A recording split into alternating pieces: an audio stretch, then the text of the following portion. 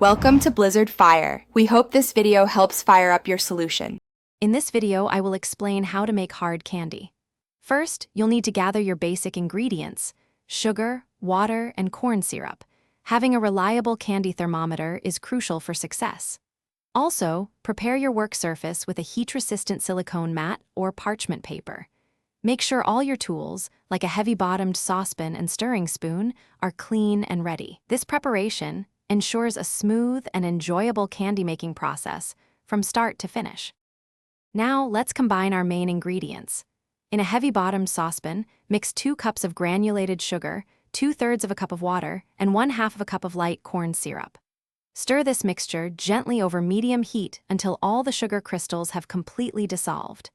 It's important to be patient during this stage. Once the mixture starts to boil, stop stirring to prevent crystallization and let it cook undisturbed.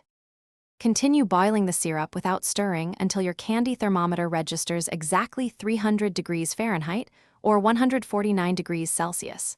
This is the hard crack stage, essential for hard candy. Immediately remove the pan from the heat. Carefully stir in your chosen flavoring, about 1 teaspoon, and a few drops of food coloring if desired.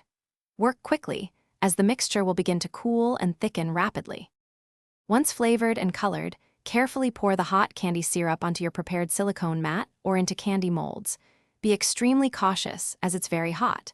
Let the candy cool completely and harden, which can take about 30 to 60 minutes.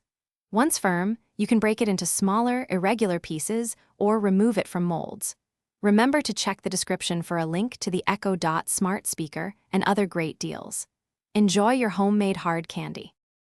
Thanks for watching. If you found this helpful, don't forget to like and subscribe.